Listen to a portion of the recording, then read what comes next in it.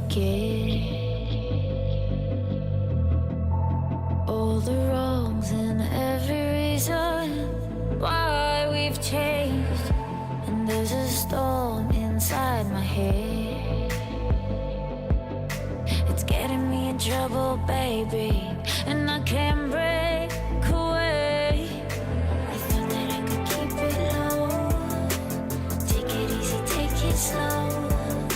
We ended up just like before, so take it easy, take it easy. I thought that I could keep it low. Take it easy, take it slow. We ended up just like before, so take it easy.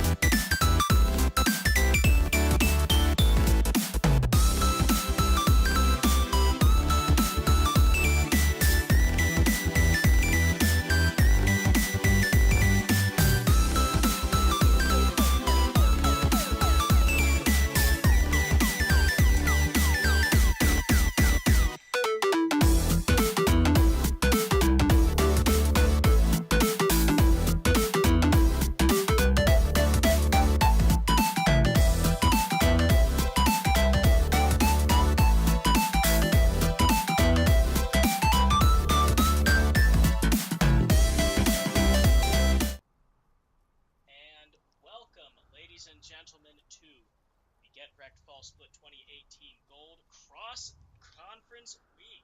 It is a beautiful day. The Sooners won. Everything's going great. We get to cast some League of Legends. My name is David Vid Cossack, and I am here with Corey Hunger Bunger Bunger. And we're here to cast the bottom two. It's like the bottom two and the top two of the Gold Cross Conference matches. How are you doing today? I'm doing pretty good. Watched a little bit of EU early this morning. Saw 5 games between G2 and Splice, so that was definitely a good morning to be had. So, wait a minute. Someone's mic is Is that mine? That's your mic. mine is not working apparently.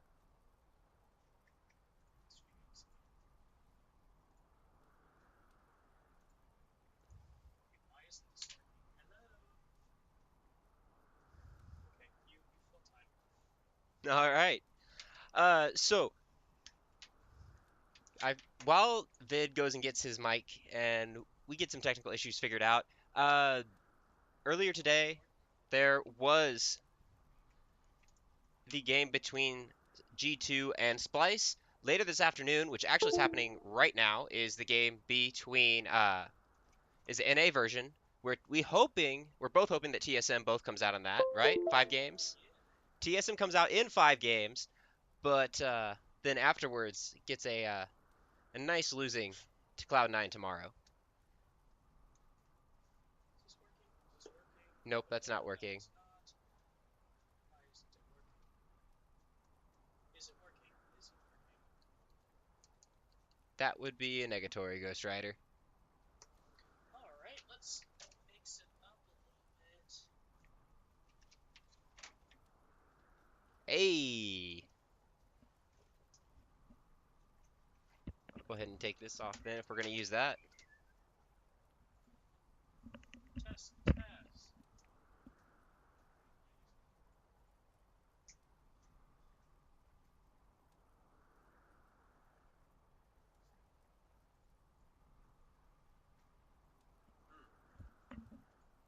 That is weird.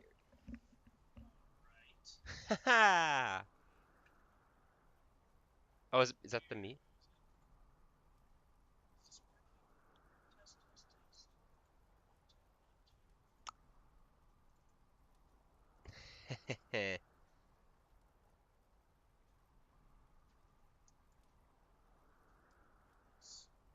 This just isn't.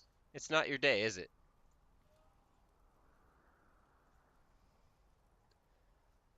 Alright. Well, anyway, we said 4 matches today. It's going to be first is SEAL Team 6 versus Omega Wolves.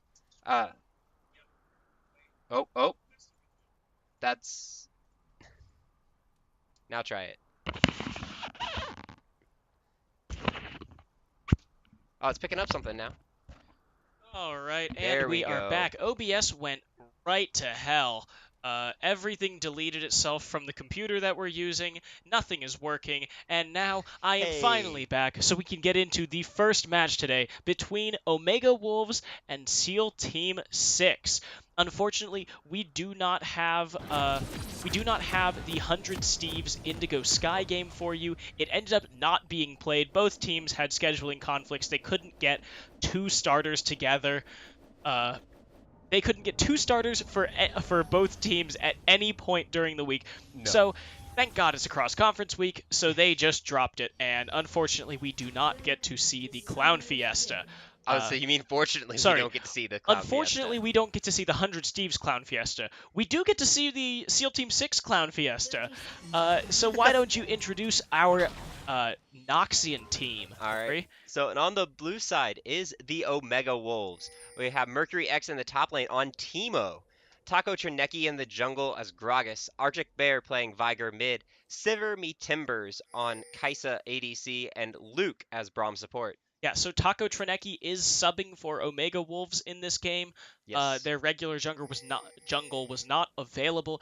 But on the red side for Demacia, we have Alarcion playing Darius in the top lane, Charade in the jungle on Sejuani, Jobero playing Lissandra, and in the bot lane, Charging Badger OP and the Albinosaur on Varus Tarek. So, thoughts on these team comps. Who do you think comes out better? Which picks do you like more? I personally like SEAL Team 6 picks at the moment. Jobero on the Lissandra, Charade on the Sejuani. We've seen both of them use these picks very effectively before. It's the only problem with this is Arctic Bear does have the Vigar, which is going to be able to completely delete either Jobero or Charging Badger, which are really, unless Alarcion doesn't get too heavily bullied in by this Teemo, is going to be the main damage sources. Yeah, I do think that in the team fight, I much prefer SEAL Team 6. I think Darius is way strong at, at the point where you start doing team fights. And then, of course, Charade, very proficient on the Sejuani. It's one of his old pocket picks. And even with the nerfs, this recent patch to her ultimate, I mean, it's just if you it's the slow. If you land it, it doesn't matter. Then it doesn't matter. You're it's still doing what it's supposed to, and it doesn't do what it's supposed to any worse than it did before. As well, the Albinosaur, very good at Tarek. She's played this multiple times in the past and basically carried the laning phase, made sure that her ADC doesn't die, made sure that they've won these trades. I think that they win in team fights. They do. On the other hand, Vigar, hard to deal with. Yes. That's one of those things annoying. that can solo carry. Like, you can solo carry because you're Vigar and you scale infinitely, and there's nothing that you can stop it. Exactly, and you're just gonna keep running around the map. If the moment you catch somebody with the Event Horizon, well, Yeah, that's Event Horizon. Like, it's Event Horizon, Dark Matter, Primordial Burst. like Goodbye. bye, you're dead. Oh, but now we have a little bit of aggression here from Charade onto Taco Trineki walking into the red side jungle. Alarcion's coming, but Mercury X comes at the same time. They're not going to actually get anything out of that. And speaking of Mercury X in the top lane, you did say how, Alarcion is a strong Darius, if you don't get bullied out, you can become a really big power. But Teemo is like the antithesis of a good yeah. Darius laning phase. It's someone who's just going. Teemo is anybody who just likes to be aggressive and be bullying in lane. Teemo does a really good job of countering that if you know how to play it. Because of course you just can't play Teemo without any idea. Yeah. You have to be able to know when to use the blind, when to add a little extra damage. You don't want to trade into extra minions. Ooh, Jobera going in onto Arctic Bear, but he's not going to get caught by the Event Horizon. Does take a Dark Matter. We've got, Alarcion just right here getting bullied out. He's not been able to hit many of his spinning axes onto Mercury to get that health back. It's really unfortunate for him, making it a lot harder for him to survive this laning phase. And then even Teemo's there- constantly blinding him, and he doesn't get any CS either. Especially when he's under turret, that's really frustrating because you get that one chance to hit it, and that blind doesn't allow for that. Yeah, it's like a 2.5 second blind. I mean, he's down 11 CS already at 4.5 minutes. He's probably going to have to go back. Yep, and he'll have to use TP to get back to lane. There he goes right now. Yeah, he's not going to be able to get a whole lot off of this either.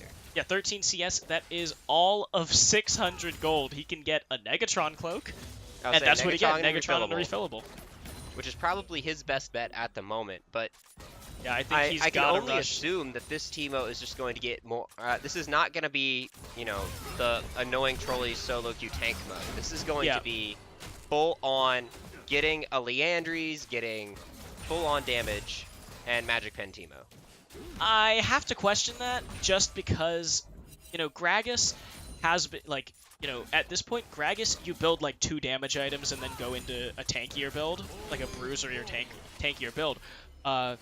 Vigar, he is the definition of an AP glass cannon, and Kaisa builds a lot of on-hit now. I think we're going to see either Teemo going for a sort of like on-hit DPS build, or like an on-hit DOT build. So with the Leandries, making sure to get those shrooms to burn for a lot of damage over time, maybe even getting, getting the a Rage Blade. Nashor's Tooth, Rage Blade, Runan's Hurricane, just to get all of that on hit, making sure that his poison goes all over the place, because that will tick down all 3 of these tanky champions on the side of SEAL Team 6. Plus, yeah, it's just the fact that if Teemo builds full AP, you've got basically 4 magic dealing champs, and that's really easy to counter for SEAL Team 6. Yeah, it is. Of course, anything can happen. Yeah, I mean, anything can happen, though, but you got to remember, just because you have 4 AP people, Vigar is going to have constant scaling. Oh, but but Jobera's here, not going to take the ice claw thing in, and that's going to actually be the teleport by Luke using the unsealed spellbook. So that's something that a lot of teams, I mean, I haven't seen it very much in Gold all that much, but on a Braum, that's something I've been watching a lot, seeing just a lot in general, is taking that unsealed spellbook, gives you TP. Oh, the flash forward by Luke. Is he going? No, he's not going to be able. Yes, actually, Winter's Bite going to hit Alarcion, but that's both flashes burned. Mercury does not have his flash, having used it in that gank. That's just going to be flashes traded for the support and top laner. Puts Mercury on a little more even ground in terms of summoners. Of course, Alarcion still doesn't have his teleport. No, he doesn't.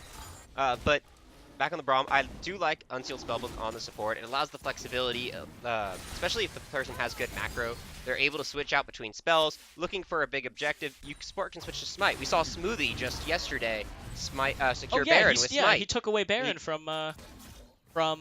Well, he didn't take it. He secured it. Yeah, I mean, he secured it. But Echo Dardoch Fox missed was his taking Smite, Baron. and Dardoch didn't even smite. Yeah, that's what I'm saying. He missed it Lyra completely. came in. And Oh, but Jobera uses the cleanse, but it's in vain. He's going to go down for first blood. Good gank by Taco Trineki using the Predator. Yeah, definitely making good use of the fact. I think Jobero maybe used the cleanse a little early. I get the idea, but if he's wanting to use the cleanse, then I think he needs to immediately follow it up with the flash. Yeah, I don't think he should have used the cleanse at all. Honestly, just flashed the thing. Trineki had ult, could have used it, but opted not to when the cleanse happened a little. It was a good cleanse to stop the stun that came after the knockup. But there's still the But knockup. yeah, there's still the knockup. You're knocked up. You're not moving, and you're dead. Like you're getting ganked by a predator Gragas who has his chilling smite. Yeah. I feel like the best reason to use the cleanse in that case would be if the claw, sending the claw back towards your turret. If you're stunned and you need to be able to activate the second time to get to safety, that's when you'd use the cleanse to make sure that you can get yourself over. Warp yourself out. Oh, but Charade and Jobero are here. They both have ultimate. Sivir Timbers has his, but Luke does not. They're going to be still be fighting here. Jobero has used his ult. Charade has not. It's going to be the stun coming out onto Luke. But Viger's here now, going to stun Charade, and Charade is going to stun Viger in return. Arctic Bear going to take it with a Primordial Burst. Now the Chain of Corruption comes out. Braum is going to go down to Charging Badger OP. That's a 1-for-1 across the board. Flash used by Charging Badger. And Arctic Bear has he teleported earlier to get to the fight. So, 3 summoners used in total. Sivir Timbers healing his mid laner. Now Treneki's here on top. Alarcion knocked backwards. Mercury is going to blind him and take the kill with a poison dart. That is, now that's a 17 CS lead for Teemo plus a kill. Honestly, I just don't think Alarcion can fight Mercury anymore. No, he can't. It's something that is really frustrating, especially when you're against a Teemo. You're like, hey, I can do this. It's just a Teemo. I can kill him, but you can't. No, you can't. You can't. It's extremely frustrating. The blind coming in, you just can't deal any damage to him, especially if you're a bruiser, the Darius. You can't get those hemorrhage stacks off that are so crucial to getting all of your damage out. The fact that your abilities scale off of your main ability scales off of the hemorrhage stacks. Yeah, your hemorrhage stacks. You can't execute him.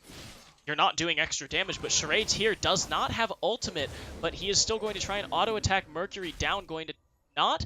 He's going to step out of the way of an egg, going to get pulled in. Now Mercury's going to go down to Alarcion. Good gank coming in from Charade. They didn't actually use they used Charade's flash. He did flash forward to get that last hit onto Mercury and secure the stun.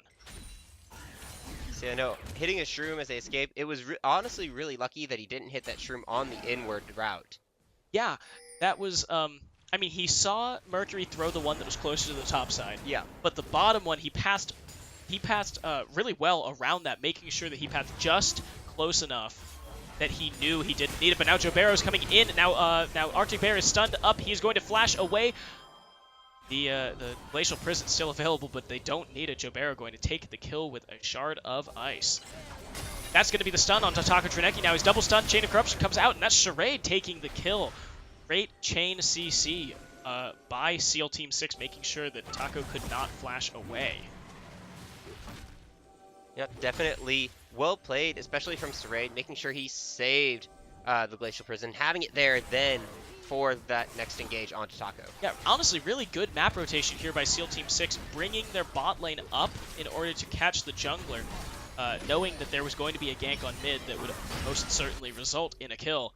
They're going to get first turret here. Yeah, and they did that earlier, just in the little skirmish down by the red buff earlier, bottom side red buff. Charging Badger OP and the Albinosaur both came up. They both rotated. They made sure the wave was even before they did, but then they started rotating up through the river towards that fight. Yeah, great wave management here by the bot lane of SEAL Team 6, and good coordination by all sides. Now Alarcion, Charade, oh, they're both flashed on, and now they're going to go so low. Charade knocked away by the explosive cask, and Alarcion looks like he's going to just go down unless he can run away. No, the flash forward by Mercury is going to secure the kill. And it looks like and they now want this dive Taco's still onto going. Charade. He doesn't have explosive cask. He doesn't even have smite, but he is going for it. He's going to take the kill with a explosive. No, it's the barrel. They're all barrels though. Barrel roll. Yeah, barrel roll. Do a barrel roll. Pushing RZ twice. Yeah. He does the barrel roll, and that is going to secure Omega Wolves their first turret of the game. Yes, it is. And that's something that a lot of people don't really think about is just the damage from Gragas. We noticed that at the beginning of that fight, the body slam into the cask, that was a lot of damage. Yeah, the fact that he has his full runic echoes, it does a bunch of damage, and that's what Gragas does now. The fact that he can scale really well early with a couple of damage items, and then turn back into that classic tanky Gragas. It's something that most people don't consider, and they just kind of sleep on it until Gragas is body slamming them and ruining them. But now Charade's here. It's going to be Braum stunned. He's smited, and he flashes away. Now Jobero going to stun him up. This Chain of Corruption comes out. Jobero has slain his second kill of the game, evening up the kill score for SEAL Team 6. Yeah, it may have evened up the kill score, but it has not evened up the gold quite yet. There is still a 300 gold lead. It's not a whole lot, but it's still a little bit, and it can be seen through the CS in each lane. The only lane being ahead is the bot lane with only the 2 CS. Yeah, otherwise it is a 7 CS deficit in the mid lane. About 15 in the jungle, and the big one, the top lane, is 20 CS, and I'm sure it's going to get bigger now that Mercury is back in lane alongside Alarcion, going to be able to poke him out a little more. Although Alarcion has the Mercury Shreds well as the Spectre's Cowl. He does have the Merc Treads and the Spectre's Child, but Teemo went back. First item, Void Staff for the magic penetration. Yeah. So this is going to be an AP Teemo, and it looks like this. Team, the top side, their strategy is going to be, we don't care how much AP or how much magic resist you have, but Alarcion and Mercury are duking it out, and the Noxian Guillotine going to come out. Okay, so we were wrong. You can fight Teemo at some point. Well, he just has to be at half health. You have to be at full, and you have all your cooldowns. You just have to have all your cooldowns and wait out the blind. Yeah, wait out the blind. Just tank it for a little while, stack those hemorrhage bits, and suddenly you do like 700 true damage to him, and he's sitting there looking at the base screen. Alarcion was honestly really lucky. The blind came out as he was charging the spin. Yeah, so he was able to mitigate a lot of that, because normally before the blind came out and he's sitting there trying to auto attack. But in this case, he was already charging the spin during half of the blind, so he didn't have to worry about that as much. By the time that was done, he could auto attack again, the blind was over. So it didn't really affect him that much in this fight. Yeah, I mean, is that lucky or smart? I mean, you know that he's going to start off with a blind in order to mitigate the damage that you can do by hemorrhage. Because, if he waits until halfway through, that's already half the fight that hemorrhage has been ticking, and it ticks through the entire blind. Yeah. So if you know that he's going to start it off like that, now the Chain of Corruption is going to come out, the Albinosaur is going to stun up Luke, and they're not even going to need the Glacial Prison. That's 4 members in the bot lane. It looks like they're going for this turret. Oh, the Glacial Prison comes out, but it's going to miss. It doesn't matter, though. Shiver Me Timbers is going to go down, charging Badger on a killing spree, 3-0-2. I'll say it definitely looks like that SEAL Team 6 has fixed a lot of the issues that they had in their previous games. Because before their bot lane was shaky, it's starting to look like the Albinosaur and Charging Badger starting to get their groove in. They're starting to be able to communicate together. Jobero constantly roaming lane to lane, knowing where he needs to be. I think this might be the start of the new SEAL Team 6. Yeah, I think SEAL Team 6, their problem really has been that they are indecisive across the map. They've never really made those big pushes. It's always kind of been, okay, well, we'll sit in lanes for a little while and rely on the power of our laners and, our individual laning strengths, because I think pound for pound, the laners of SEAL Team 6 are better than you'd expect from the 7th place team. Oh, yes. It's more of the fact that they don't really translate it out of lane. Or, their opponent will make a play across the map and they'll think, oh, what do we do now? I guess we have to go and stop them. But they've already got the turret. Now they're on the dragon. We're just running around with our heads cut off.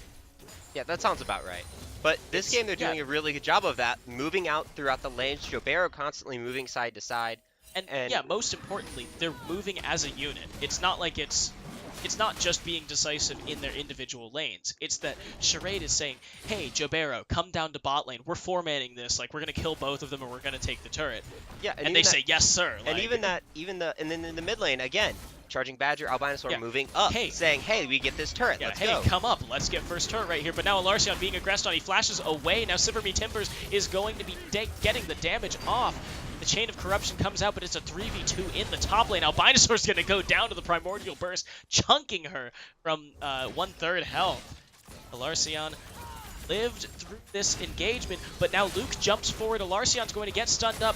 Luke is going to be stunned now. Alarcion trying to get the hemorrhage stacks off. He gets the kill onto Luke, but he can't move forward. Mercury, or Arctic Bear coming down. Is he going to be able to 1v1 Charade? He doesn't have the Primordial Burst, and Alarcion still has the Noxian Guillotine available.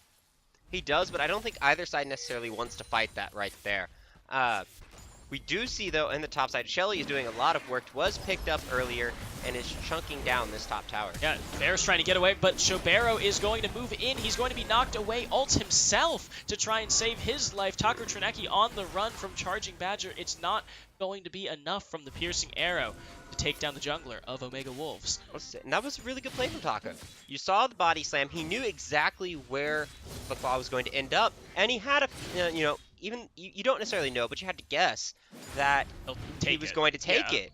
And he just body slammed right there. He's like, hey, if you body slam, I'm going to stun you instantly. And that's exactly where he was. Forces Jobero to use the Frozen Tomb on himself, thanks to Mercury just being there. Jobero also has Mercury Treads. So 3 members now of SEAL Team 6 have Mercury Treads to deal with this Vigar, this Gragas, this Teemo. But Teemo's got a Void Staff. Well, yeah, Teemo's got a Void Staff. So it's, I mean, and now the Haunting guys. Yeah, the Haunting guys, does it have magic penetration anymore? No, it doesn't. It just does deals more damage. Yeah. So now Charade and Taco are going at it. It's going to be a stun. Flashes away. The decisive flash keeps him alive. Flash for Protobell. I'll take that trade. Yeah.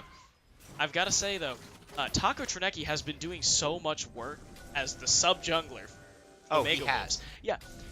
Honestly, right now, he is the most active member of the team. He has been making the moves across the map, but now Silverme Timbers rooted up. He's going to ult using the Killer Instinct onto Jobero. Jobero forced to flash away. Charging Badger has Chain of Corruption, uses it onto Luke. Luke does not, he has Flash, but he's not going to use it. What is he doing? Charade goes in, knocks him up under turret. He's going to get stunned and taken down by Silverme Timbers. Charade going too far forward, and now Mercury is on the backside. He's exhausted. He's stunned now, but Silverme Timbers, Luke is too far forward. He dies, and now Jobero going to take out Silverme Timbers. Uh-oh, Arctic Bear's here. He has Flash, and he is going to take down the Albinosaur with a Primordial Burst. And that was honestly a really played team fight from the Omega Wolves. Doing a really good job. Charade just jumping out slightly, a little bit too far on the Sejuani. Instant ultimate from Luke. He's under tower. The knockup immediately followed up by the concussive blows, the stun. And at that point, Charade is dead. All that's left is Albinosaur, who's not extremely tanky, and Alarcion. Oh no, Mercury. Oh, there he goes. Jobero. Shut down, give 600 gold over to the Teemo. Feels bad, man. Feels bad. But definitely, yeah, that team fight. That team fight. And also, like you were saying just before that, Taco Trineki, we've been praising Jobero on his map music. We've been praising SEAL Team 6, but Taco alone has been rotating constantly as well. Oh, it looks like Alarcion might be caught here. He's in 3 members, but there is no Primordial Burst. He's just going to walk away. There it is, another example right there of that control. Just took the Mountain Drain. Yeah. He took the Rift Scuttler. The camera wasn't even panned onto it, so we didn't see it. Yeah, he had the Rift Scuttler. He knew that SEAL Team 6 wasn't where he wanted to be. So he went and did it. He gave up maybe a turret or something. He gave up the turret to go get it because he knew that there was no smite. Yeah, now the Albinosaur is going to go down. Does not respect the pick potential. Charging Badger going to be saved by the Chain of... What is he doing? Charging Badger stepping into a Vigar with Primordial Burst. Just, you don't want to step in that range. It's not a good thing. That's the cardinal sin of playing an ADC against Vigar. or anything. Specifically against Vigar. Yeah, I mean, that's the Cardinals and playing against Vigar. Why do you walk forward on half health? No, you don't. You don't go anywhere on half when he health. hasn't used his ultimate anytime in the last minute and a half. No, that was definitely a big misplay from Charging Badger. Maybe waited a little bit, waited for his team to come back and engage, but he was right there. Only person that was there next, he had one person next to him, but that was it, and it was just him by his lonesome. Yeah, and Charade at too low health to be able to, walk in and, maybe tank some damage. Or there's nothing you can do against Primordial Burst. It's just It's just like a billion damage to your face, and you don't have Braum. It is, and it's about to be even more damage to the face as we see the 2 rods in Arctic Bear's inventory. That's gonna be a Rabadon's death cap. He's going to have currently. He has. There you go. Yeah, there we go. He has got almost 400. Yeah, 399 AP with the Rabadon's death cap. That is going to spike to like 600. Yeah, that's going to be extremely dangerous, especially we can only assume his next item is probably going to be a Void Staff. Yeah, the fact that actually, it's funny. We talked about them stacking Magic Resist and Mercury having that early Void Staff, but aside from Charade, no one else has finished any other Magic Resist items. Alarcion still has the Spirit Visage, or the Spectre's Cowl from like 7 minutes into the game. Yeah. But no one Charade else has a Spirit Visage, but there's a little bit of, I believe, isn't there a little bit of Magic Resist on the Locket, I believe? Or did they remove that? It is 30 Magic Resist, or 60 Magic Resist. It's okay. Like there's a little bit of it, but there's a little bit of it there, but that is it. That is not a lot. We see Charging Badger now finally getting the No Magic Mantle. Yeah, so now that the last couple of people are buying Magic Resist, Charging Badger, you need to be able to take out that ADC if you're Vigar. So the fact that he's getting that now, that basically confirms you've got to get the Death Cap. Or you've got to get the Void Staff. Yeah. Sorry. So that is definitely going to be his next item, making sure he has even more penetration. Being able to burst through the rest of SEAL Team 6 and just drive right into the ADC. Like, hey, Varus, you're not gonna do anything right now.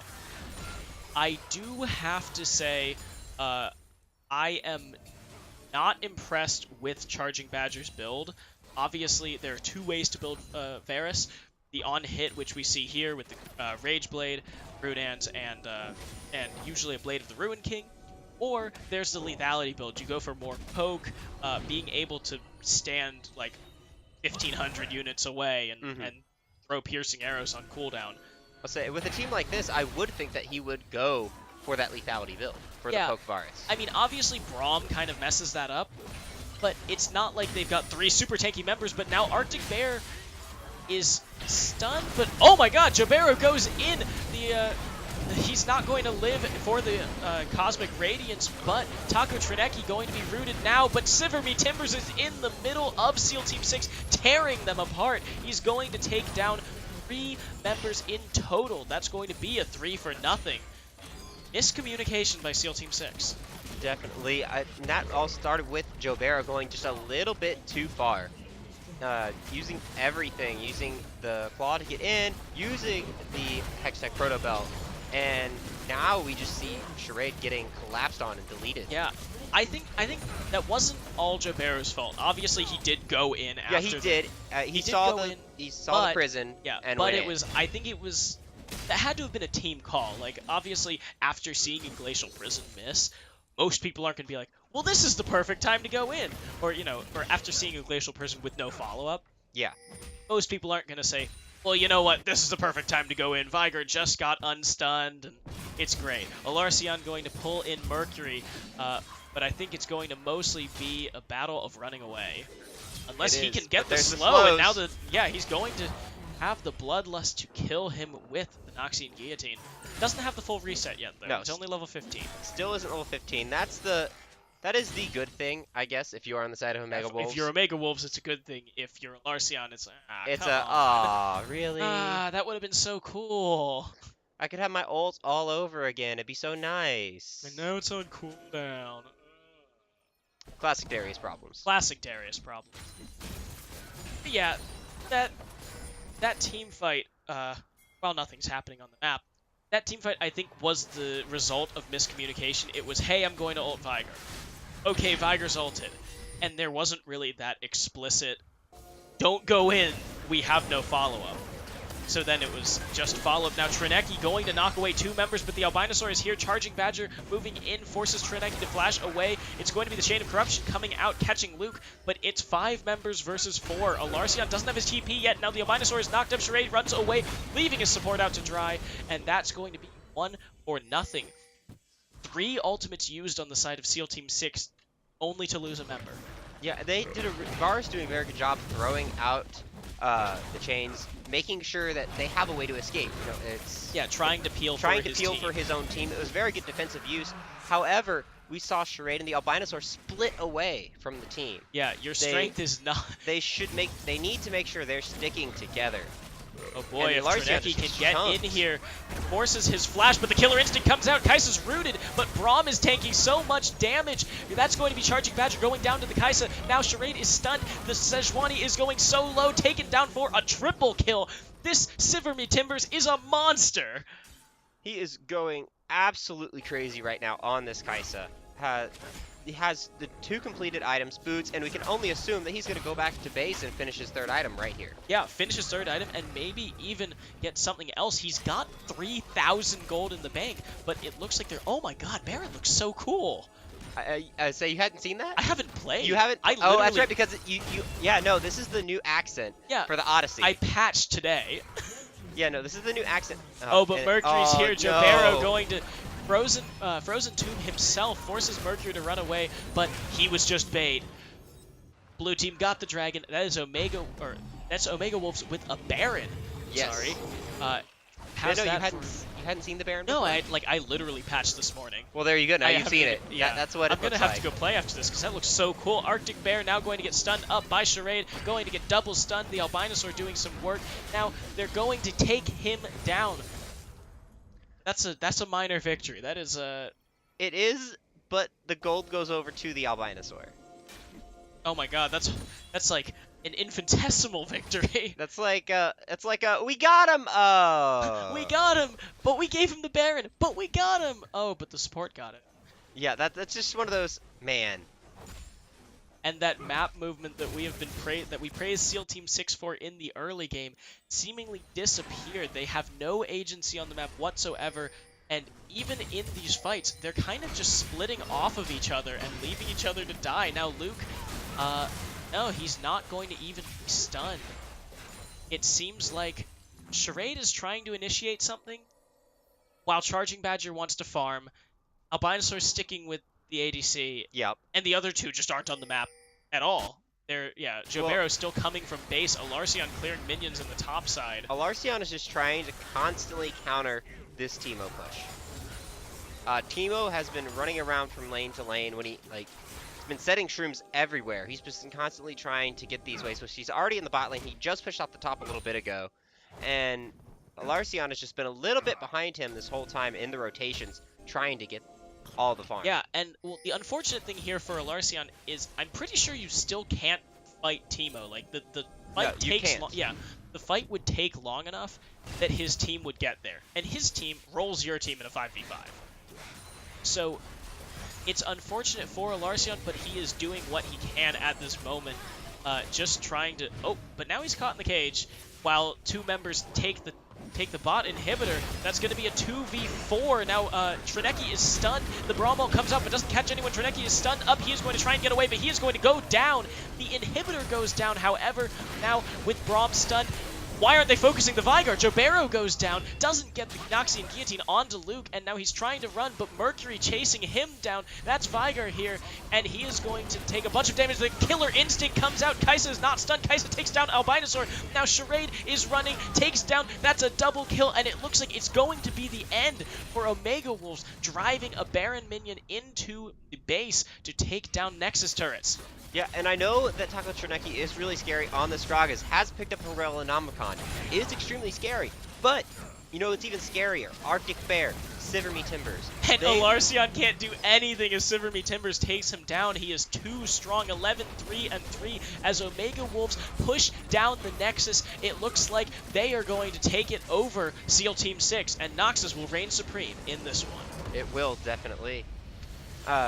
Really well played by Omega Wolves, keeping their cool, knowing their map rotations. Taco Trineki definitely putting in a heavy weight in the early game, even though he wasn't necessarily there to answer all of the roams from SEAL Team 6, he was always elsewhere on the map. He says, okay, you're here, I'm going to go do this thing somewhere else, and made plays based on where Charade was not.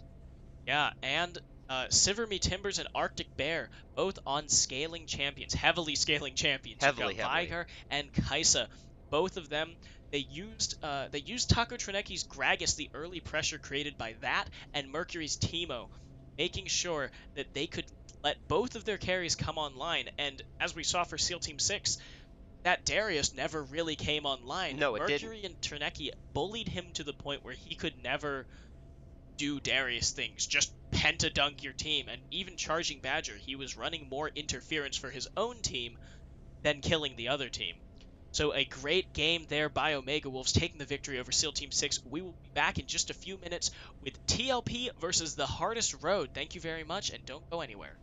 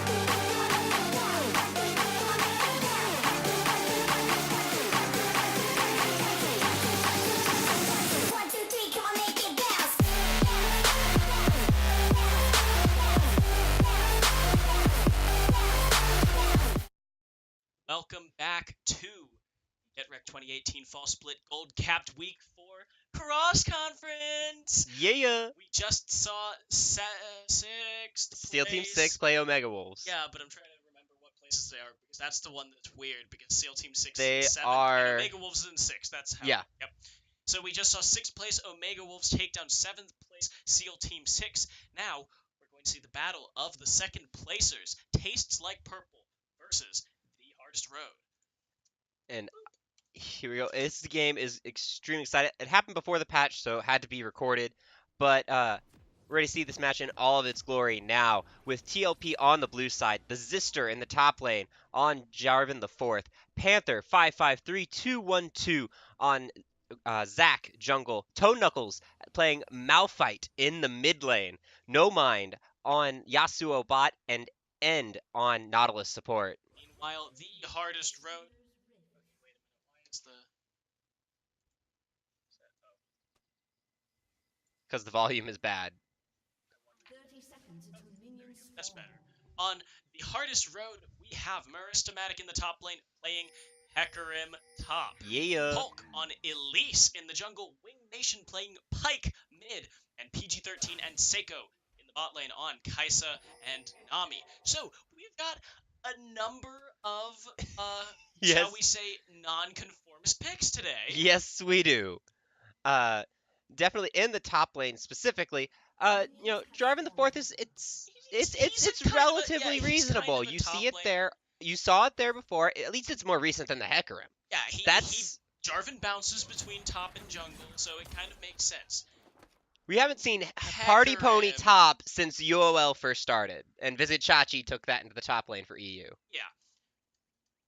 So, we have, in the jungle, we haven't seen Elise in a while. No, That's we a haven't. strange one. Hope playing that, I've never seen him play Elise. And that's not really his style of champion, I don't think. He's more of an assassin-y, like, Elise is an assassin-y, but yeah, if you build her wrong. Elise is an assassin. What are you talking about? Yeah, sure.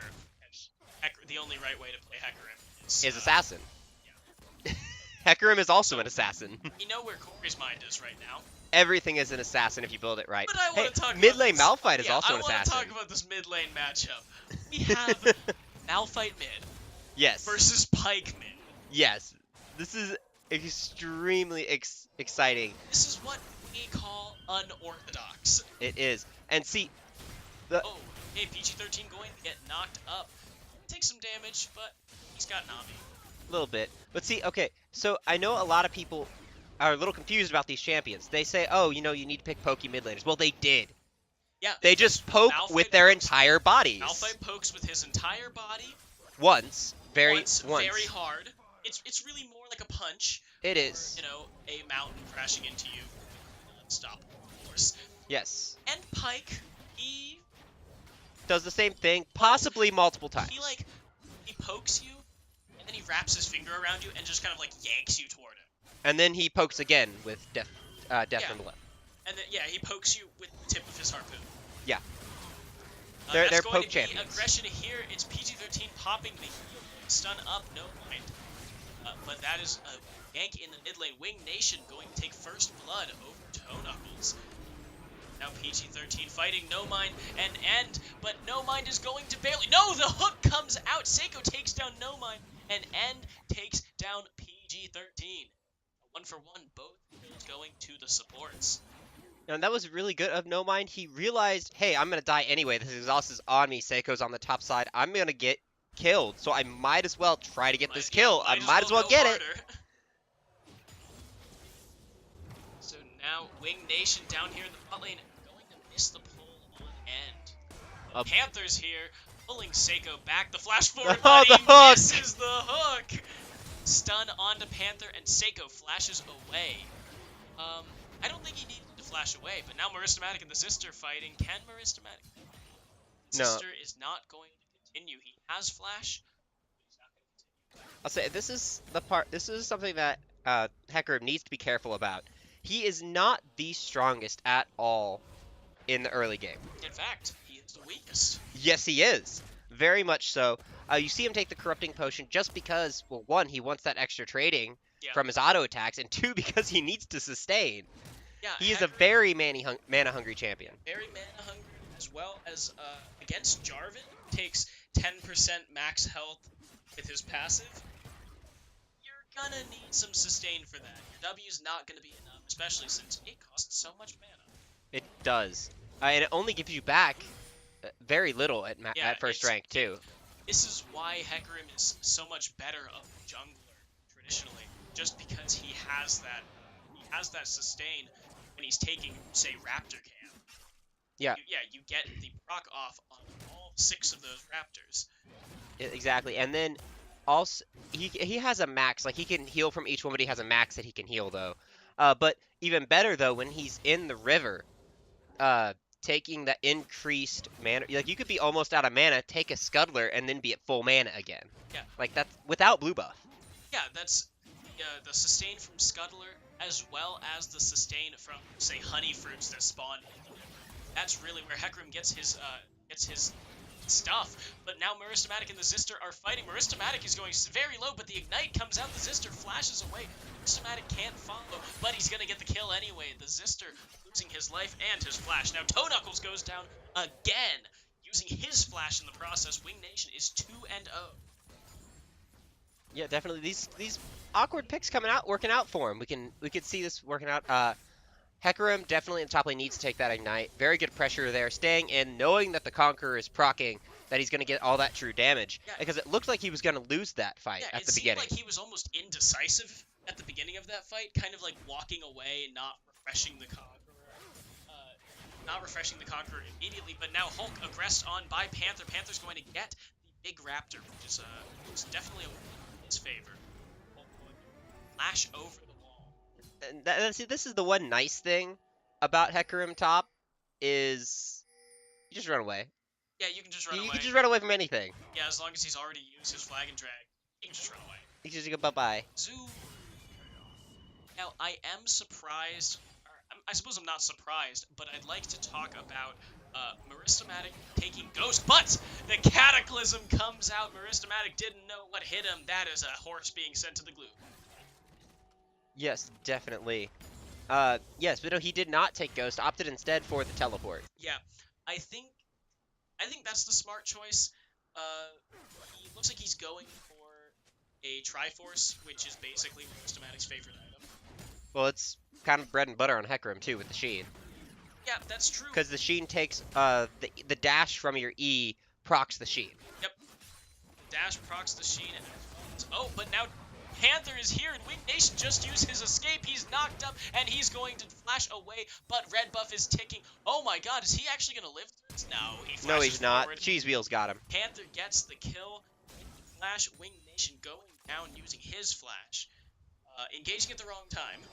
Yep, and that's just unfortunate. Not having the wards you need to have, not knowing when the enemy jungler is coming by. Yeah.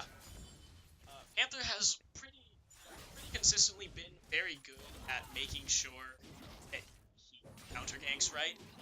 I mean, that wasn't even a counter gank. That was just... Oh, Maristamatic knocking away the Zister. He has the Conqueror on, and he is knocking down the Zister using the Corrupting Potion, as well as the extra move speed and damage from range. Yep, I definitely like... It's going to be depth charge. PG-13 is going to live. Now, that's Seiko caught up. The pinwalk coming out to PG-13 does no damage. None at all. I didn't have ult. That was the problem. Oh, he goes but in! Now he's in. He's tanking the Zister. And now Panther is going to come in just for moral support. The Zister gets the kill onto Maristamatic. That's it. No, going back to that matchup with the choice of summoners, I honestly would have to disagree with you. In saying that TP is the best one to take. I like the choice of the Domination taking Conqueror, but with that being the case, I definitely think he needs that the movement speed from the Ghost if he's wanting to actually get damage done. See, Or and it also helps increase running around the map. You can use your Ghost to go around and not have to use your E to do that. it looks like No Mind is in a world of hurt. He's going to go down to Wing Nation. That's his 3rd kill of the game. Yeah. I have to say, if he were going for damage Hecarim, yes, obviously Ghost is better than Teleport. Well, yeah. But he can't go for damage Hecarim here, because there are no tanks on team. If you go for damage Hecarim, now Wing Nation actually just going to go down. If Toe Knuckles can... Oh wait, he already used the Unstoppable Force. Wing Nation is so low. The Dragon actually going to take it. The Unstoppable Force going out and killing Seiko. Now Elise trying to run away. PG-13 and Toe Knuckles. PG-13 flashes. Toe Knuckles is stunned, but End is here. If he gets flashes forward, Panther not able to connect the Elastic Slingshot. That is a 2 for nothing for TLP.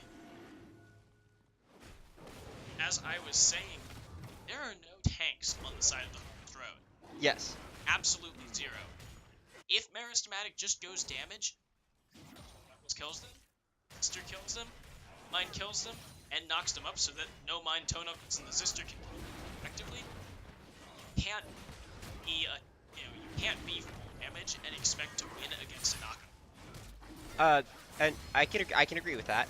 But however, I feel like if he's going to go tank, what would be better would be if he wasn't going to take the Ghost, would be taking the Predator.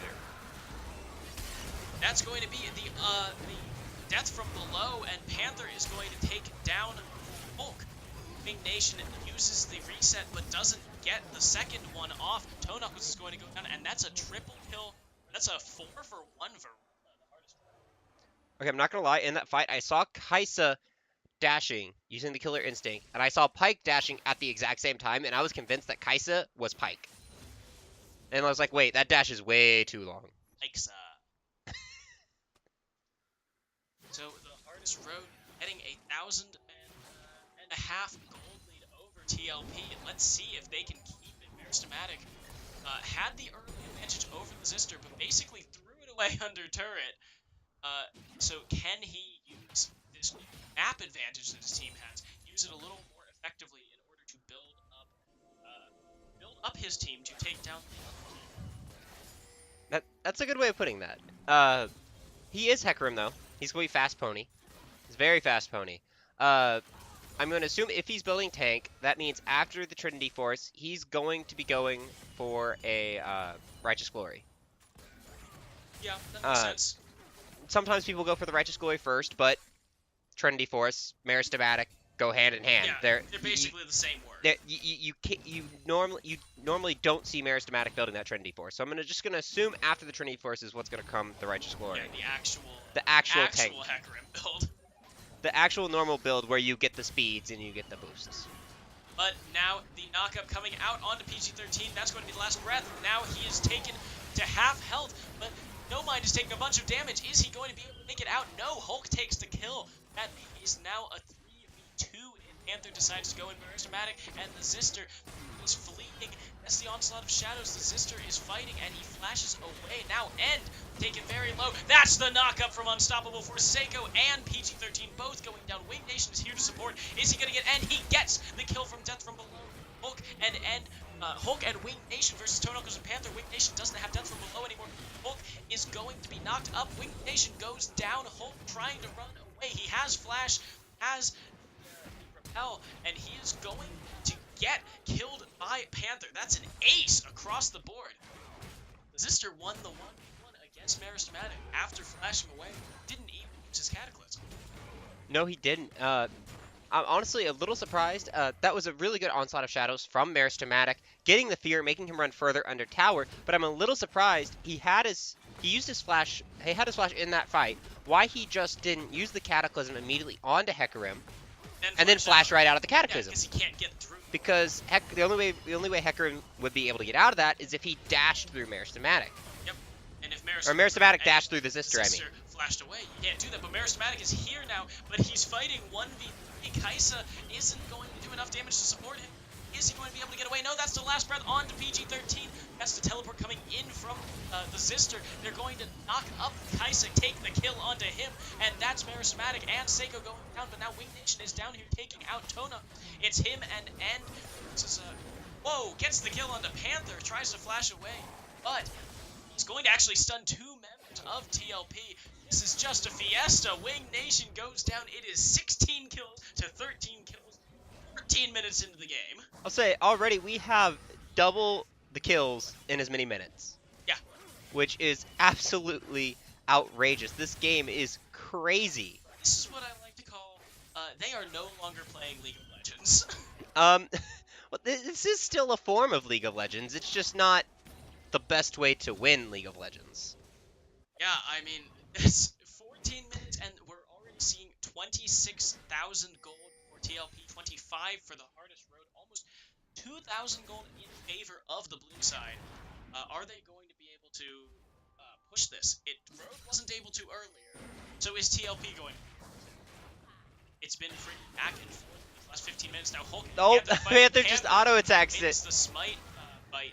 It's the sister and Panther. Now Marismatic coming in, but Toe Knuckles is here. He has unstoppable force. It's a 3 top, jungle, and mid all here. The sister going to go down. Nation still has death from below and is here. He uses the depth charge. Hulk is knocked up. Pulls away Panther, but now Hulk is going to get caught and killed by Toe Knuckles. Can Panther get the knockup? No. He's going to get stunned by Wing Nation. The tidal wave coming out. It's 4v4, and now Panther pulling Wing Nation away. Marismatic and End are duking it out, but now No Mind and PG-13 are fighting. PG-13 going to get the last breath on him. He is going to go down. It's a 2v2 on the top side of this fight. Toe Knuckles using the unstoppable force. Marismatic going down, but Wing Nation pulling in Panther. Is he going to get the kill on him? The passive is down. No Mind in here, but can he? Is he going to die to Wing Nation? No, he's going to manage to get out. Wing Nation goes down. That is a 4-for-1 for TLP. And what is this? This is the kind of game where you just say, hey, guys, you want to have some fun? 4 members of TLP pushing down this mid lane turret. It's an absolute bedlam of a game. I would say this basically is bedlam from last year. Both sides going at it like crazy. The score is like 40 to 40. I suppose that's This is basically bedlam. yeah, except for the fact that neither team is OU and neither team is OSU, yeah. but it's Noxus and Demacia. It's whatever. We're trying to push it. I will push This this. isn't bedlam, especially since we have an OU team and an OSU team. We don't officially have an OU team. Yeah, we don't have an OU team. We just have a team that's completely manned by OU players. Yeah. Wing Nation going to get does not get the stun off on the Zister. Marismatic knocks back the top laner of TLP, but it looks like the dragon is actually the dragon resets. Blue team gets it. TLP takes the dragon. No Mind steals it away from Hulk, and now Toe Knuckles is going to put some damage onto Hulk. He's going to be forced to run away. That's a double last breath. He's going to go down, but not before 3 members of the hardest rotor. That's a knock up onto Wing Nation and Marismatic. Seiko goes down as well. That was a betrayal by the Hecarim. That's a clean ace. And no, it wasn't necessarily a betrayal. It was a great dredge line by End, keeping Psycho in place. No, it was the depth charge. Marismatic used Onslaught of Shadows through Seiko while the depth charge was on him. Chased him, knocked his support up, and End got the dredge line on. I thought it was the blast code knockup. No, he got really lucky. Ooh, rip. TLP now taking 2 turrets off of that fight. They are 7,000 gold ahead of the hardest road now. Looks like they're turning their sights to the Rift Herald. It will only be up for 2 more minutes, so they gotta take it now. Oh. Nope, they're just bait. Nope. Push bait. Push bait. That's gonna be Seiko going down immediately. Pike pulls Toe Knuckles in, but that's not gonna be enough. And this game is absolutely crazy. And now they do finally go on to Shelly now. Yeah, they've got more than enough time to take this, so it looks like TLP will be taking down the Rift Herald easy peasy for crazy. Now let's see who picks it up. It will be the Zister picking this up. It didn't look like he wanted it, though. Panther was standing on top of it, and the Zister moved after he saw that it was right on top of it. Yep. Still, that's 4 members. They don't have the Rift Herald with them, seeing as their top laner just went back. But TLP now going to push in this wave against 2 members of the hardest road. Yeah, so they have to be careful. There is a lot of damage coming out. The last breath is available, and as well as they have all of their knockups. Yeah, all the knockup all of the possibilities knockups on their team are available. So this could go poorly if the Hardest Road try to fight them. 7,000 gold now. TLP in the lead. They took that lead that they got early, and they are driving it. Yeah, The they definitely Zister, are. yeah, the Zister keeping Maristamatic from taking that bot lane tower. Road still has not gotten a single tower this game. It's been 19 minutes and more than double that many kills. Yes, I'm honestly curious how Champion Select went with both of these teams. I'm just like I'm wondering if the Yasuo was picked first and everything else, or if they just had all these knockups and then picked Yasuo They had at to the take end. Yasuo like second or third. They were blue side, so they got first pick. So they had to have taken it before the second round of bans came out. Yeah. Because you can't draft like Zac, Malphite, Nautilus, and then just be like, oh well, they're totally not going for a knockup comp. Yeah, exactly. So, but then the fact that they had all these things, and they would have had to pick the Yasuo, then why, like, where did the other knockup bans not come in for?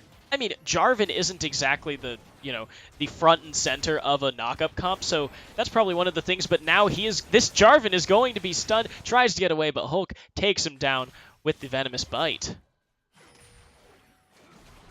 That doesn't matter, though, because with 2 members bot, TLP... Oh, pulls in Wing Nation! The last breath comes out, and Wing Nation is going to go down to No Mind. Maristamatic TPing in. That's going to be the depth charge coming out. No Mind is running away, does not have last breath anymore. Malphite is not here. That is so much of TLP's damage, and it looks like End is just going to run away, try to get away, but Hulk is here. He is going to take it out. That's a 4-for-1 for the Hardest Road. And there goes Toe Knuckles. He's just running the other direction, saying, "Nope." Toe Knuckles nope. walking in. He's like, "Wait, guys, don't go. I'm coming. I'm Too moving late. as fast as I can." And then he sees that the fight goes the exact opposite direction for his team, and just says, I'm outie. Okay, bye, guys. I was never here. Is Toe Knuckles going to get the solo kill onto Hulk? It's pretty easy. He is. Does not Or use is- the it's all unstoppable he force. has- Is he use gonna it. use it? He needs to use Uses it there and is. takes him down. The Zister here. He saved it for the last second. He was like, he was saving it for the repel, is what he was doing. oh, but the Wing Nation is in. He's knocked up, and he uses the depth from below. That's going to be the kill onto Toe Knuckles. Gives Hulk over the gold from his share. So that's basically going to be 2 kills over to the side of. I mean, that evens it up. It was two. It was a 2-for-2 basically. And that's what you notice. Even though there's 10 kills and And 3 turrets. and 3 turrets, It's only a 3,000 gold only lead. exactly, and a lot of that is coming from farm. Top lane really being the only deficit only that they deficit. have. And then as well as just these pike shares.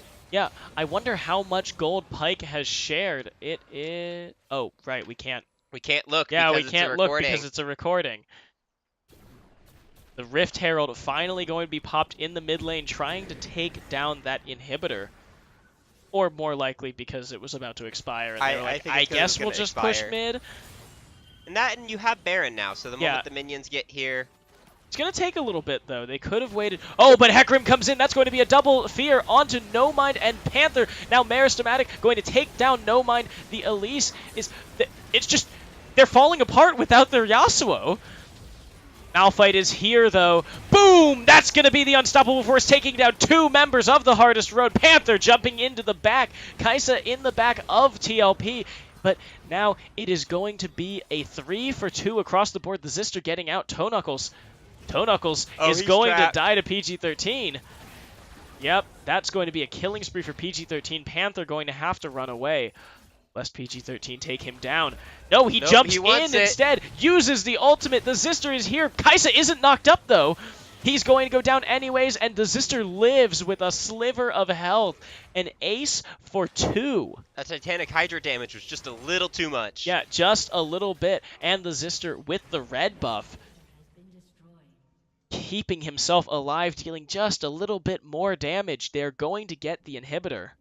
It looks like they're rotating back to this. Is it Ocean Drake? That is an Ocean Drake, yes. I couldn't tell because there's a Yeah, there's nice a little vision there's a board little right on thing top of it. of it.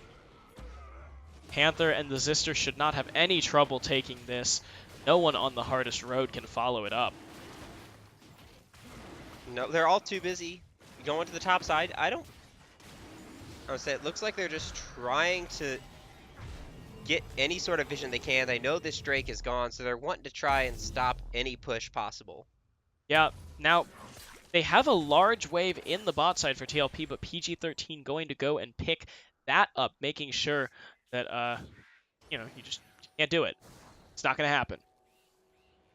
And PG-13 getting a little more of that CS lead, extending it by a fair amount, going to probably have about 20 CS over No Mind at the end of this wave. But it looks like TLP has rotated top. 4 members going that way, and the Zister still has his teleport. As well as Baron buff is still up for It Panther is. and the Zister. Toe Knuckles going to take the red buff away from Hulk. This is nope. Zister turning around. Still just 4 members of TLP in the top side. But that's 4 members, and one of those is Yasuo. You've got all your cooldowns up. And you got all your guaranteed knockups. Yeah, Well, easier to land knockups, I should say. yeah, easier to land knockups. You've got a point and click, a might as well be point and click because it's very fast, and longest range knockup that you could possibly Let's fly have. in over a wall and surprise them. Surprise! Yeah. The end pulled over the wall. Meristematic jumping into the back line of TLP, but he's all alone. He's going to be forced to ult away. Now No Mind taken to half health. The end just got away. Nothing happened. Wing Nation couldn't do enough damage to him. And now the Zister pushing that bot wave. Someone's going to have to go stop him, and when they do, TLP can initiate. They can. There would. Now Meristematic going to jump in on the Zister, but now that's 5 members. The Baron buff is down, but it doesn't matter. TLP is confident, and they still have all their cooldowns. That's going to be a double knockup. They're both pulled back. That's going to be... Oh my god, they're just all dying. No Mind still has last breath. He hasn't used it yet, and Pyke running away. There is still the... Oh, that's the last breath used. No Mind is going to take down Wing Nation, lose his life to the Nexus turrets, but it doesn't matter. That is 4 members of TLP pushing down the 2 Nexus turrets. Meristematic doesn't have enough to save his team from utter defeat. TLP is going to take this game for Demacia.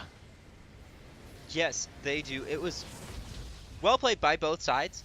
The early advantage definitely getting a little extra on the side of Road, but TLP coming back again, just like we saw in the last game, keeping it calm, keeping chilly, knowing where you need to be, getting objectives that are, that then lead to a game. And TLP did come back sooner, definitely, than Omega Wolves did. And as soon as they got that lead, they just strangleholded the game down. Yeah, Panther and Toe Knuckles, the dynamic duo of TLP, basically facilitating the entire team's wins. Look at that, 8-4, 18, 11, 6, and 15, as well as the Zister, the Dark Horse coming from the top lane, 10, 3, and 12, doing a great job just providing a bunch of support for his team, knocking people up, locking people down, killing Meristematic a couple of times. Yeah, but Meristematic is the Dark Horse. No, he's the Bright Horse. He was Party Pony. Okay, I'll give you that. I'll give you that one. All right. Now with TLP taking the victory over Road, we have our last game of the day coming up. Propulsion Esports versus the Piltover Pokes, the first place cross-conference match. So we will be back in just a few minutes to finish out the week. Thank you very much.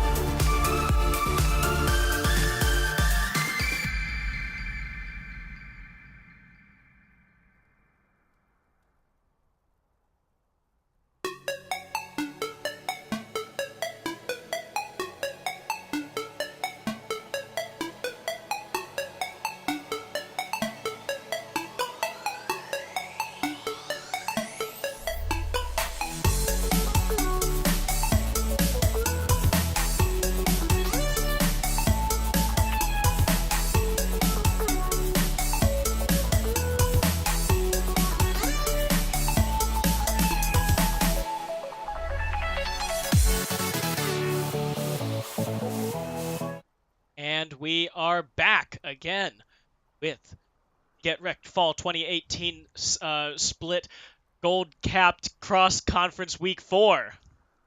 That I think one, I got most of the words out. You messed up that one, 100%. There was one mistake. No, 100%. 100% messed up. Now we have Propulsion Esports versus the Piltover Pokes, the Oklahoma State University team. Oh wow, that's all right. That's it. All right. So on the blue side is Propulsion Esports. In the top lane is Drawdevere on Scion. In the jungle is Siren on Trundle. Mehuli in the mid lane on Orianna. Bullrider Man on Yasuo in the bot, and Chex Mixon as Nami support. Meanwhile, on the red side, Oklahoma State, the Piltover Pokes, we have Majestic Emu on the top in the top on Darius. And the rest of the team is just emote spamming, so... What else is there to say? They're introducing themselves. Yeah, you know, they are definitely making a statement. Brinticus playing Xin Zhao in the jungle, Kilgar on the Ahri mid, and OSU Alarm and Celercia playing Kaisa and Morgana. This is basically a show match, so, you know, why not emote spam? And oh my god, what is it that Kaisa's doing? What? All the spams. Alright, so Pilgar taking the Ahri. That is, that's Mehuli's signature champ. It is. There's both a question of why did it get through ban phase, and once it got through ban phase, why didn't Propulsion first pick it? Both of those are extremely good questions. Just because Mehuli has shown such proficiency on it, that no matter what you play against him, he's still going to be relevant. So okay. Mehuli can first pick an Ahri, and no matter what he's up against, he's still going to be... You know, okay, that doesn't answer either of my questions. That basically answers why shouldn't you let it get through ban phase. That also... No, my question is why, since it was let through, is why didn't they pick it up? I already asked that. I'm propounding on your question because I don't know. You didn't answer me. My 17 layers of League of Legends does not know the answer to this question. Obviously, they're playing another Yasuo comp. They've got, 4 knockups on 4 other champions. But, like, OSU, what are you doing? But Brinticus is here. Now Celercia is stunned, and Bullrider Man exhausted. The press the attack comes out. Now Brinticus is about to jump under turret. No, he's not going to jump under turret quite. But Celercia is going to take a tornado for his trouble. That is a flash and an exhaust for Bullrider Man's flash. Is definitely coming out on the positive side of that trade is Propulsion Esports. Yeah, the bot lane is now going, actually Celercia, since he can just chug potions, but the flash forward by Kilgar. Mehuli is forced to flash away himself. But why did Kilgar do that? He knows that Mehuli has barrier, right? Oh, Majestic Emu, you missed the cannon. Rip gold. No. Cardinal sin of League of Legends, everybody. Missing cannon minions. Yep, missing cannon minion. That sends you to a special place. Siren smiting away the red buff from Brinticus. I think he wins in the 1v1. He's level 3 to Brinticus' level 2. He but does. With Majestic Emu here, Siren flashes over the wall. So it's definitely wise of him. Drawdevere probably saying, hey, watch out, buddy. I can't get to you first. This Majestic Emu is going to get there. Yeah. And it's like, you better get out of there, especially in the mid lane. Yeah, Ahri has so much more pressure over Orianna. Yeah, exactly. So he wasn't he may have won that fight initially, but even if he would have got the kill, the collapse, he wouldn't have been able to get away. Yeah. Now Bullrider Man checks Mixon. Bullrider Man surprisingly low. Actually, I suppose it's not surprising. Iso should beat up on Yasuo pretty hard before level 6. And, yeah, Chex Mixon not having enough mana regen to protect her ADC the entirety of lane. Just most of it. Yeah, especially with all of the damage. Celercia lands a binding, there's a Tormented Soil, and that's a lot of damage on its own, let alone the Prey Seeker. Yeah, let alone Prey Seekers and Icathian Rain and all of the plasma stacks. And now Drodvir has no mana against Majestic Emu. He's going to be ticking down health with the hemorrhage stacks. Majestic Emu taking a turret shot, actually. That's alright, he's probably just gonna go back. He pushed this wave in, he's wanting to get his items now, knowing that he can't get the kill onto Drodvir. Drodvir is also going to have to go back here with no health and no mana. That makes for a bad laning phase when Darius teleports back. It does, definitely. Something interesting to note, though, in the top lane, we don't normally see this in the top. There is the minion dematerializers. Yes, Scion, Drodvir taking minion dematerializer. Not that it's a bad choice, it's just not something we normally see I on think- a bruiser top lane. I think it's a smart choice just because you don't have that much wave clear with how hard, like, if Darius decides to push the lane, there's nothing you can do against it. Like, the cannon takes forever to kill if you're Scion. Obviously, you can, like, knock it away with Roar of the Slayer, but it's still gonna take a long time. Yeah, it still takes forever, and you're not guaranteed to get it if you're pushed under turret the whole time. Yeah, and I'm assuming... Ooh, Majestic Emu gonna pull in Drodvir. Now he's tanking minions. That's gonna be a bunch of damage on him. But now Brinticus on Mayhuli. Mayhuli used his barrier. He doesn't have flash left, and Brinticus is going to... Ooh, Kilgar's going to get the kill. Barely keeps himself alive against Brinticus' last auto attack. Cyrene is here, but too late. Yep, the only thing that I wonder about the Scion is, does he get the passive when he destroys the minion with the dematerializer? I would assume so. Yeah, it's every time you kill a Because minion. it's just every time he kills a minion, no matter how he kills the minion. Yeah, is he doesn't have to irrelevant. auto attack the minion to kill it. Lore Rider Man, great use of the wind wall to block the charm. Otherwise, he would have been pulled in. Also pulled blocking into the the orb enemy as team. well. Yeah, the orb has to stop at the wall. That is 4 members for Oklahoma State in the bot lane. It's going to allow Cyrene to clear out some of his jungle and possibly move bot to support his bot lane. No, doesn't look like he's going to. Nope, he's just gonna leave it. Scumbag jungler. Scumbag Never helps bot. jungler. Never helps bot. Scum. What a horrible jungler. Garbage and horrible man. jungler. Worst in OKLCS Gold. Absolutely garbage. No, the flash. What? What? I can only assume that Majestic Emu thought he was gonna be in range. I'm assuming it's the hell.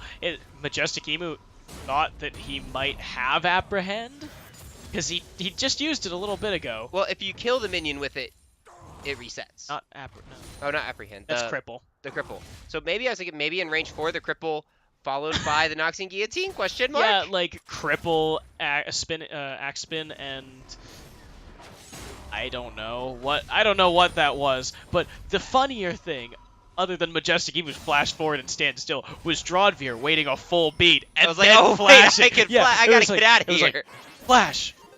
Ah, flash. So neither top laner has their flash now. Yeah, but no, 1 second offset from each other.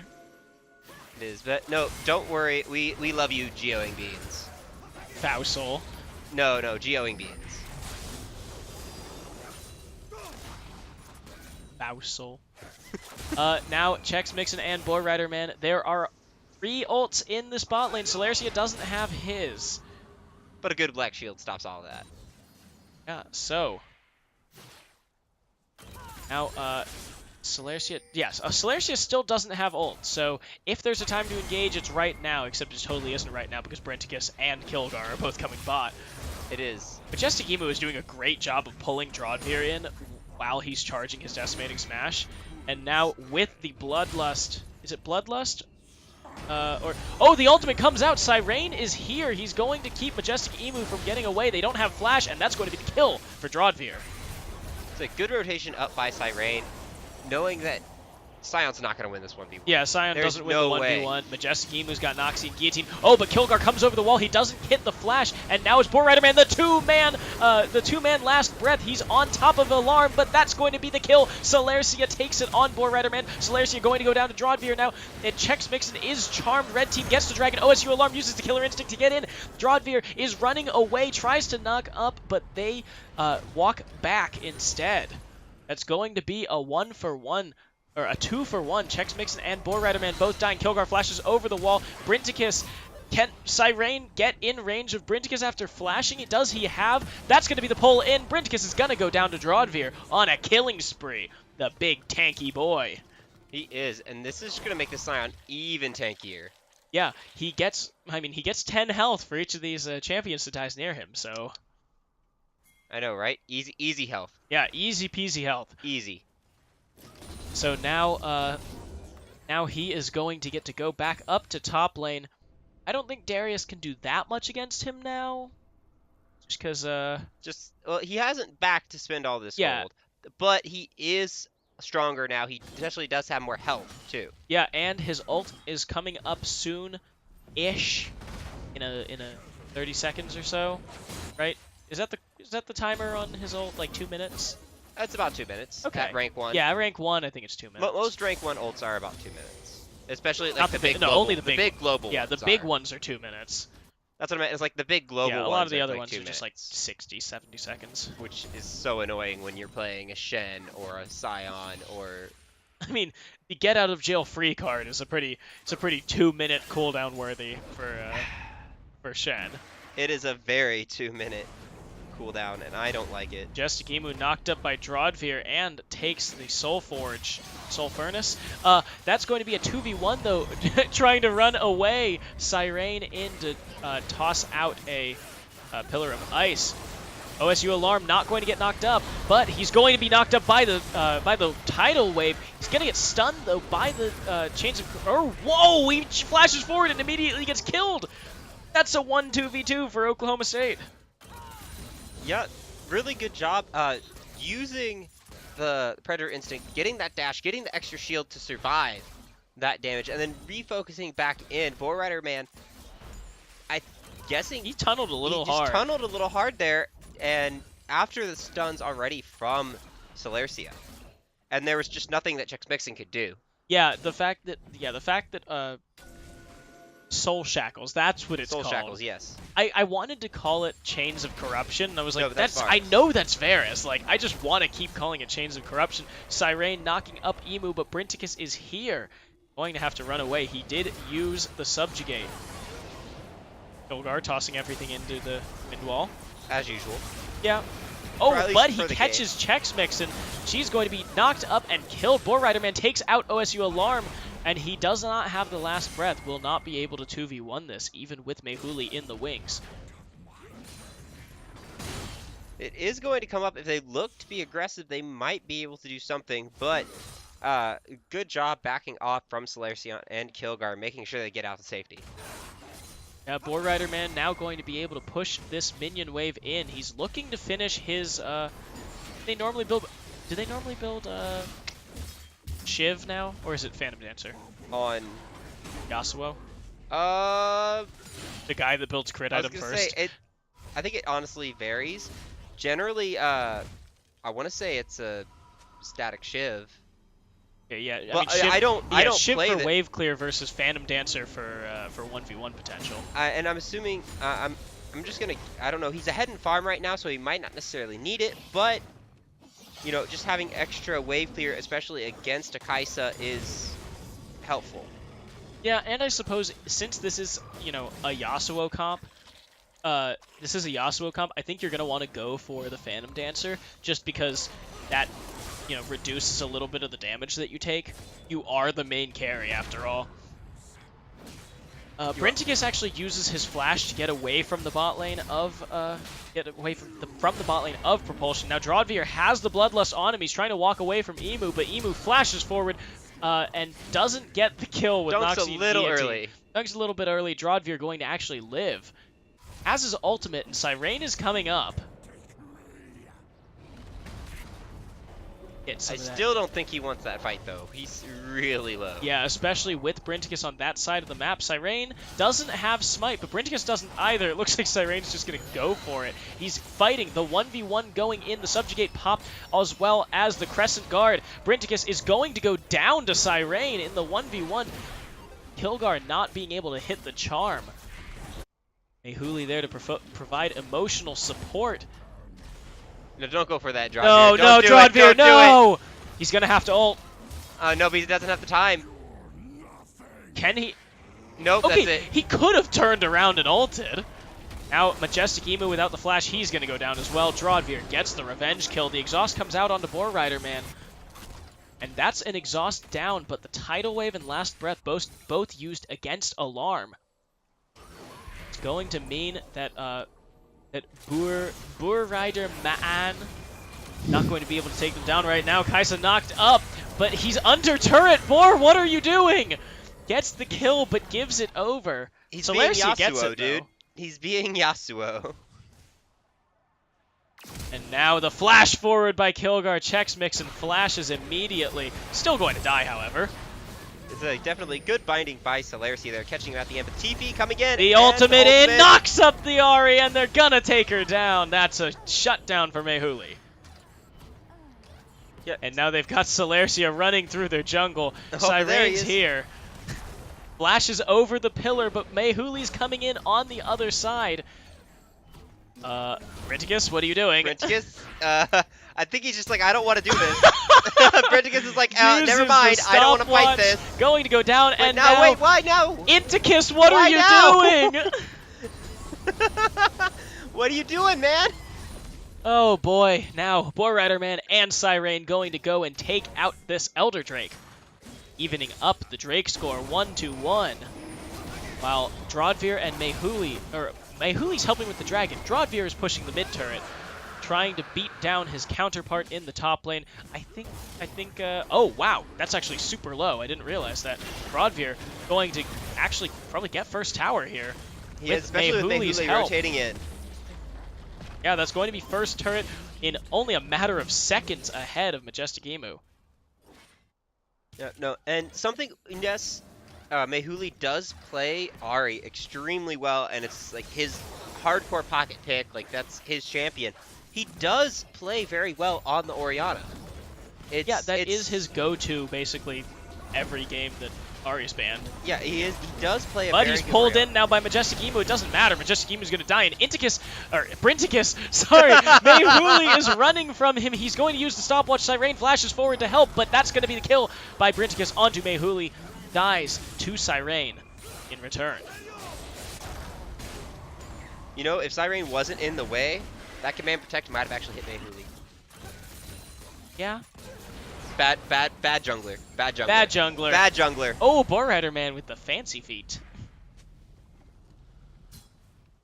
So, you know, he may be, yeah, Boar Rider Man may be tower diving a lot, you know, making a couple questionable fights, but Ooh, he is very Celercia quick is on his stunned. feet, dodging all the CS. But Kilgar coming in again. Oh, Kilgar's on the back. The wind wall is used, and now it looks like Boar Rider Man's going to go down to Alarm, popping the passive plasma on him. That's going to be 3 members now in the bot lane, and with Chex Mixon not able to do anything, that's just going to be a tower. Third one of the game, second one for OK State. I would say definitely popping the passive plasma. Popping the passive plasma. Yeah, I would say that 5 times Popping fast. the passive plasma, popping the passive plasma, popping the passive plasma, popping the Blah, blah, blah, blah. blah Blah blah blah blah blah blah blah blah blah blah blah blah blah. I was did you play Croc 2 or the Croc games on the No. PlayStation? Okay, that's exactly what like the little shopkeeper sounds like. You go to the shop and he goes blah blah blah blah blah blah blah blah blah blah. I'm just thinking that's the Sims. That's Sims talk.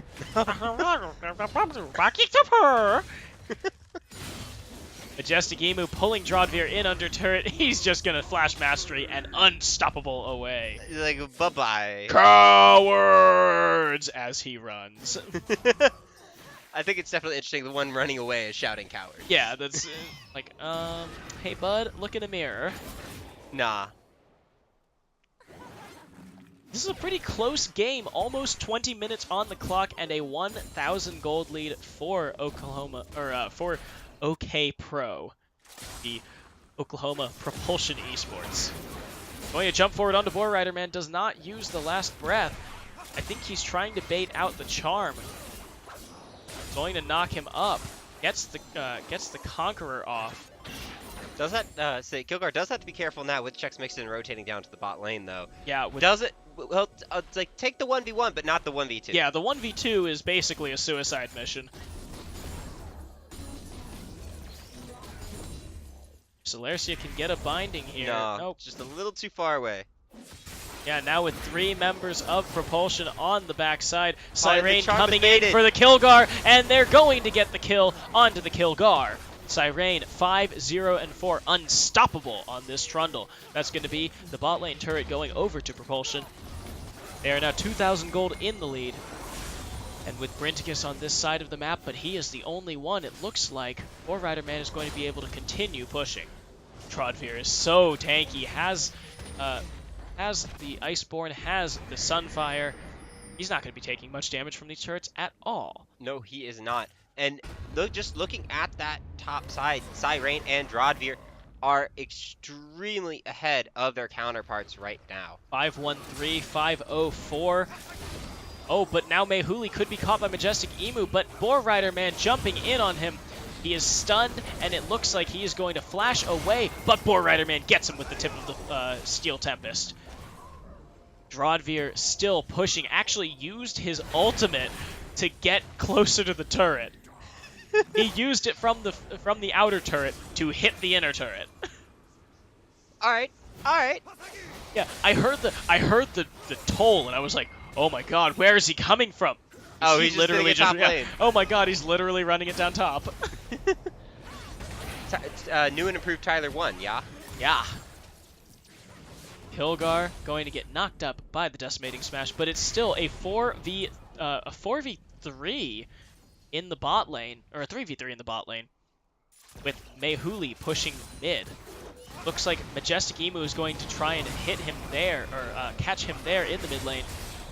And Kilgar coming down, but that's the last breath on 3 members. Boar Rider Man dives under turret and dies again, not getting a kill in return this time.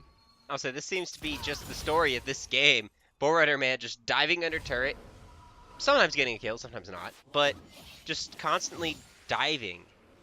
It's the old like, you know, have you seen that GIF that's like when you're a support, and it's the lady that opens up the back of her car when she's at the lake, and immediately her dog darts out and dives into the lake. Yes. And it's like, you know, when I play support, my ADC, pew, danger, sploosh.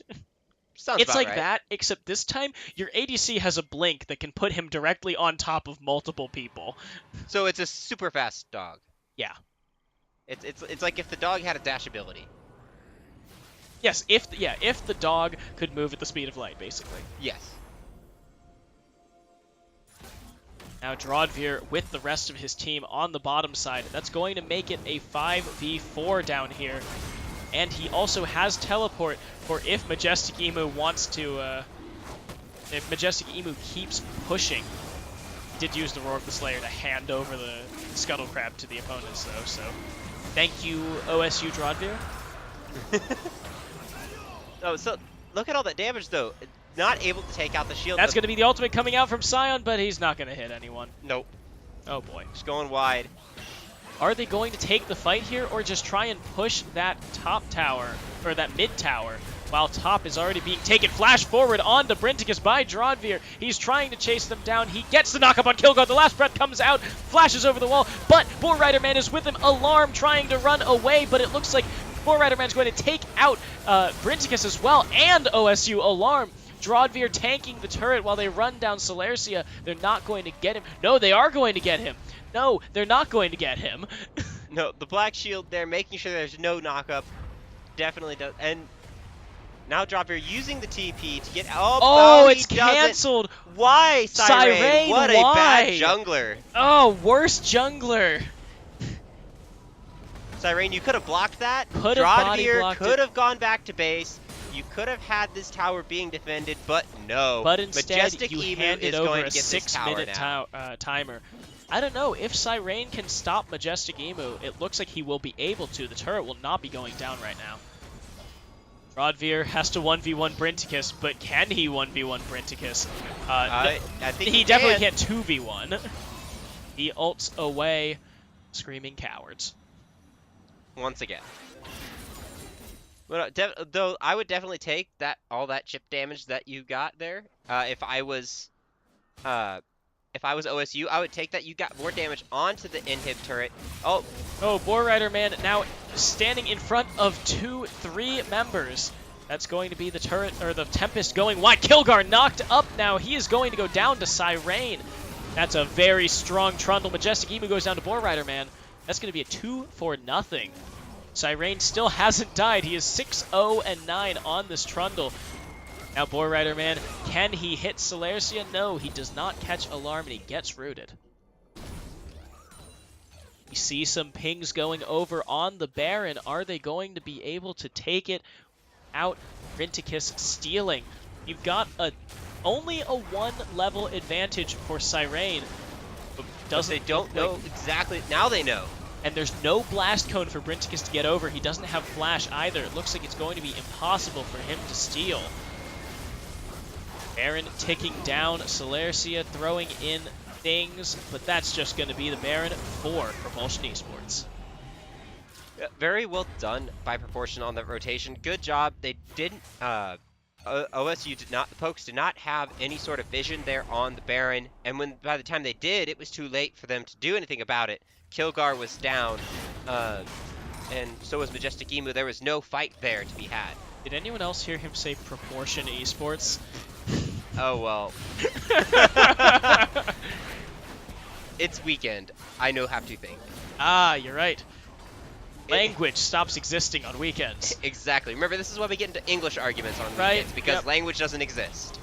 Language is a fictional concept. We all know that. And that's going to be the last breath coming out. Boar Rider Man tearing up the enemy team. Majestic Emu goes down. That's going to be Brinticus as well. And now running down Kilgar and Alarm while they take out the turret. Drodveer running interference for his team. They're going to get the inhib here without a single hitch. 3 kills going over to Propulsion. It looks like they're trying to go for the end. They've got a minion wave coming in. Now Kilgar is knocked up and caught. Cyrane is godlike. 7-0-12. Checks Mix and flashes away from the Nexus turret. There is one Nexus turret standing between Propulsion and a victory over the Piltover Pokes, and they're just going to take it. Ooh, hits the turret. It's the Nexus only. 2 members alive for Oklahoma State, but it doesn't matter. Propulsion is going to take the victory for Noxus. I'll say, and perfect, well, not necessarily perfect game from the top laner and jungler from Propulsion, but very well played overall by them, bringing in like all the strengths of their team, being that rock. Every time we saw Cyrane and Drodveer in a fight, it just went 100% in Propulsion's favor. Yeah, Drodveer on the Scion, providing so much utility for his team, zoning out so much of the enemy team using his ultimate, his decimating smash, and the damage from Soul Furnace. Cyrane, on the other hand, being able to pick for Boar Rider Man, pulling in Kilgar, stopping Brinticus from running, and the 2v1s and the 2v2s in the top lane alongside Drodveer. They managed to kill Majestic Emu a number of times. So, that is the last game that we have here for all of you. Next week, we will be back with regular conference play. Those will be playoff standing. They have playoff implications. Yeah. So, for now, I don't know what the final score of Noxus versus Demacia was today, because Someone wants to tally it up. If someone wants to tally it up and start flexing on the losing side, feel free. Tomorrow we will be back, or we won't be back. I will be back. You will be. I will be. Yes, I will be back tomorrow morning, probably a little earlier than normal, and I will be joined by jungler for Propulsion Esports, Cyrane. So until then, we will see you all next time, and hashtag TSM win. See y'all later.